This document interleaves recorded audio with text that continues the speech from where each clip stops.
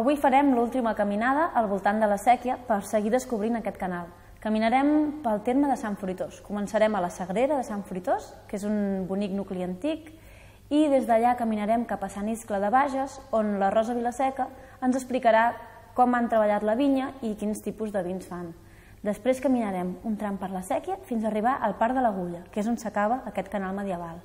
I aquí al Parc de l'Agulla, en Pere Moreno, un dels sequiaires, ens explicarà quina és tota la feina que han de fer per tenir cura d'aquest canal i perquè es mantingui viu dia a dia, igual des de fa 6 segles fins avui. Finalment, ens acomiadarem ja de vosaltres i de tot aquest recorregut que hem estat fent aquests dies per descobrir la història del canal medieval de la Sèquia.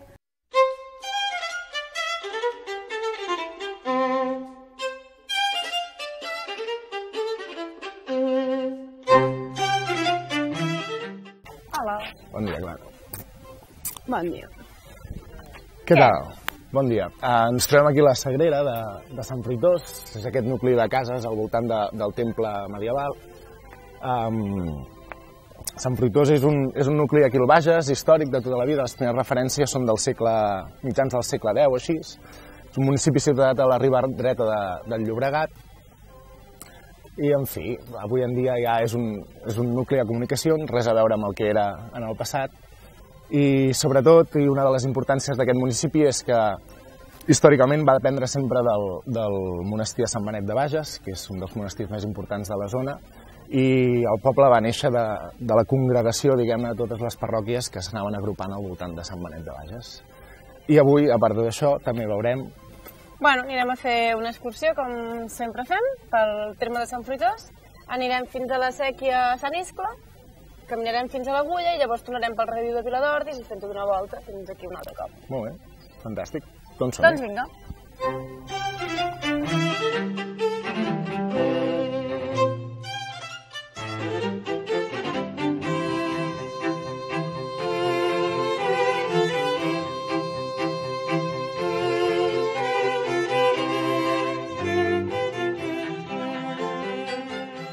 Bé, doncs ens parem aquí un segundet perquè tenim els horts de Sant Fruitós.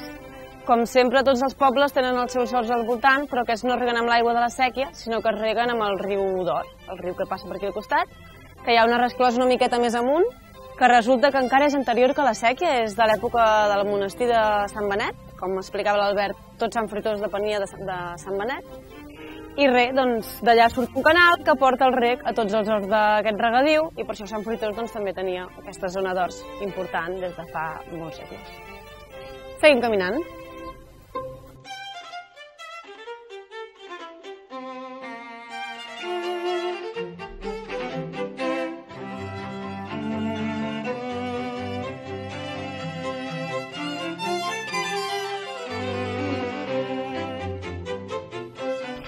Bé, ens trobem a Sant Iscle, just al tram final de la Sèquia, abans d'arribar al Parc de l'Agulla. Deu faltar 1,5 quilòmetres, 2 quilòmetres, potser per arribar aquí. És un mas bastant antic, també, segle XII, XIII, així, més o menys, i tenen una gran zona de vinyes, cultiven vi, també. Aquesta és una de les zones més concorregudes de la Sèquia, és la més propera al nucli urbà de Manresa, i és on la gent ve a córrer, a passejar, etc. Exacte. De fet, ja fa dies que anem fent excursions pel voltant de la Sèquia, anem parlant de la Sèquia, però tornem a recordar aquest canal que és tan important pels manresans, un canal del segle XIV que fa 600 anys que porta l'aigua des de Balsareny fins a Manresa i que encara avui en dia ens porta l'aigua tant per regar tots els regadius del voltant de la ciutat com l'aigua de boca de la ciutat de Manresa i dels pobles del voltant. Aquest tram és un tram molt planer, on, com veieu, tornem a tenir horts al voltant de la Sèquia. Aquests no reguen com els que hem vist abans del riu d'Or, amb l'aigua del riu d'Or, sinó amb l'aigua del riu Llobregat, que porta la Sèquia fins aquí, i reguen amb la trompa, amb aquell sifó que feien per passar l'aigua de la Sèquia fins als horts. I res, aquí a Sant Iscle avui ens esperen per explicar-los una miqueta el que han anat recuperant aquí el mas, l'església que tenen i les 4 cosetes interessants que tenim aquí per veure.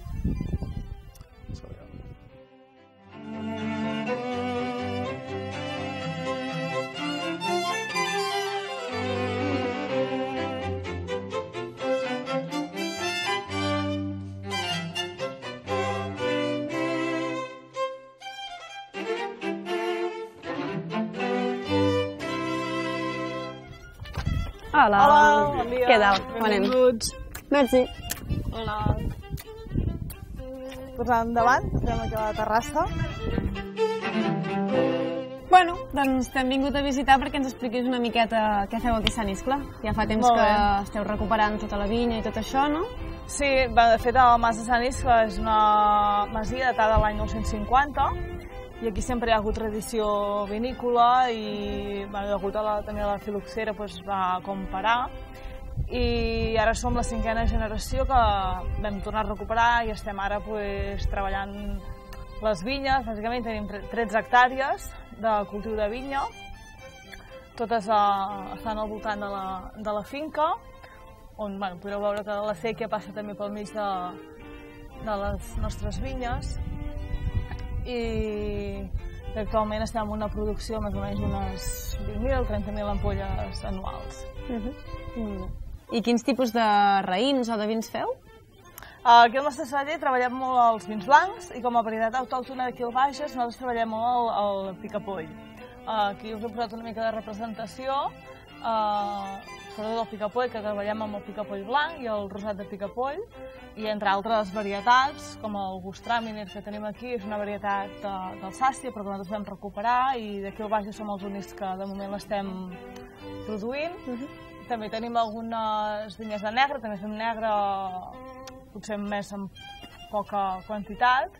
I a part del vi, el celler, aprofitant aquest entorn tan privilegiat, aneu fent moltes coses també amb la gent que passa per aquí, no? Sí, degut a 10 anys cap aquí hem vist que també hi ha bastant moviment, tot el que és l'entorn de la séquia, també hi ha l'Ecorail, que vam cedir uns espais perquè poguessin aquí posar la parada del tren, i estem intentant també diversificar el que és el negoci, no només del vi, sinó obrir les nostres portes a oferir activitats ja siguin culturals i perquè la gent pugui gaudir d'aquest espai.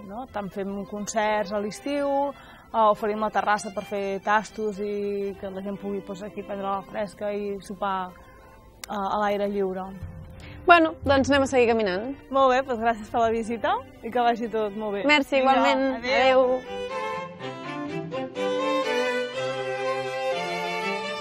Doncs mira, aquí tenim el safareig d'aquí de Sant Iscle, que era una de les funcions importants també que tenia la séquia. Pensem que parlem d'una època en què les cases no tenien aigua i llavors al voltant de la séquia hi havia molts safaretjos com aquests, on les dones, sobretot, podien venir aquí a rentar la roba i a fer safareig una mica, no, també. Bé, era una de les coses interessants, que al llarg de la séquia n'hi ha molt poquetes, sobretot es troben al regadiu. En els ramals del regadiu, al voltant de la ciutat de Manresa, és on hi havia més safaretjos com aquests. Per ús domèstic, no? Diguem-ne. Sobretot per ús domèstic. Llavors també hi havia basses. Hi havia basses que feien servir per amarar cànem i lli, i llavors feien teixits. I res, seguim.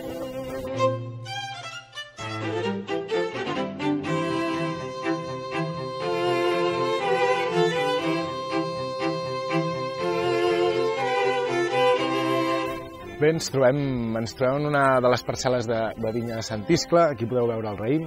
I bé, com ens explicava la Rosa, han recuperat varietats que són típiques del Bages. Hem de tenir en compte que el Bages, de fet, era la comarca que més vi produïa al segle XIX, abans de la filoxera, amb diferència. Vull dir, podríem dir que la resta de comarques a Catalunya eren uns aficionats del vi. Amb tot això es va acabar amb la filoxera i s'han anat perdent cultius i varietats any rere any. Fins als últims 15-20 anys que hi ha iniciatives com aquestes que intenten recuperar aquest tipus de varietats i fer les coses com es feien abans. Estem en una zona de secà, tot i que abans hem vist els horts, no veiem que seguim en cultius de secà, tot i que hi ha una sèquia per aquí, la sèquia la construeixen pels manresans i per tant hi ha poquets racons on l'aigua de la sèquia se'n vagi cap als horts fins que no arribem a l'Agulla i arribem a tot el regadiu de Manresa. Doncs seguim caminant 10 minutets fins al Parc de l'Agulla. Vinga.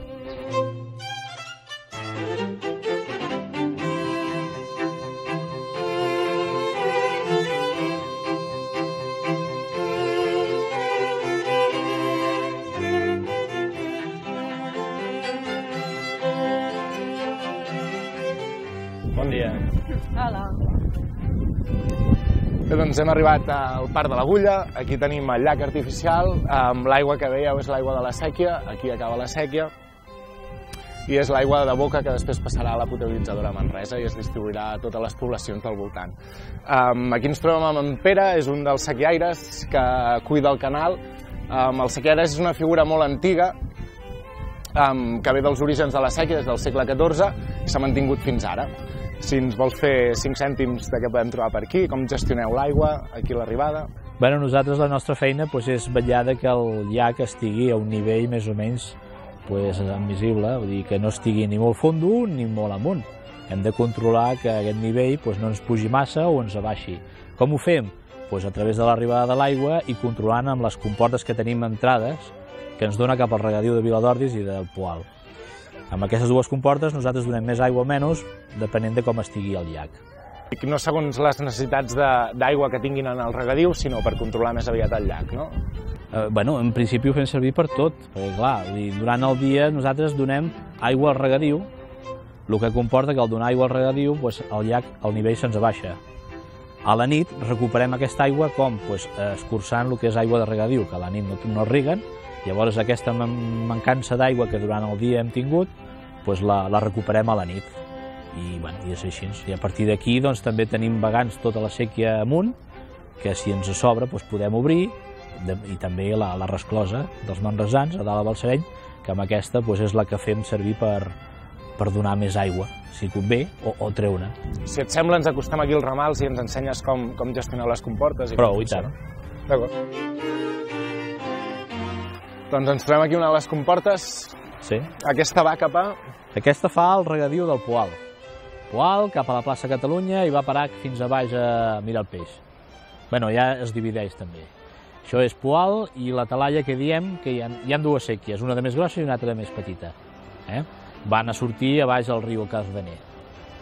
I amb aquestes comportes el que fem és això, graduem l'entrada d'aigua dintre del llac. Si ens convé més aigua al llac, ajustem comportes. Si ens en sobra, en donem. Durant el dia en donem per donar aigua al regadiu, perquè puguin regar els pagesos i hortelans, i al vespre ajustem per poder recuperar el que he comentat abans. Quan ens abaixa el nivell durant el dia, a la nit recuperem i el fem a pujar. Aquella que tenim allà baix és la que va cap a Viladordis. Tota la zona de Viladordis, i va saltar també allà baix d'això, que tenim allà una central hidroelèctrica que fa quilowatts. També tenim el que és ara el bar d'aquí al Parc de l'Agulla, el Berenador, que abans era una de les cases dels sequiaires. No, dic sí, antigament això era la casa del sequiaire, era el qui se'n cuidava d'aquí del llac i part de la séquia en amunt. Durant aquests anys enrere n'hi havia diversos sequiaires que es vetllaven per tot el que és el tram de séquia. Com que són 26 quilòmetres i antigament no hi havia ni cotxes ni telèfons, clar, tot això, aquesta feina, comportava que es veien potser al cap de 2 dies o 3 un cop a la setmana. Llavors hi havia més sequiaires per vetllar tot això. Doncs perfecte. Molt bé. Moltes gràcies. Que vagi bé. Fins la propera. Adéu. Adéu.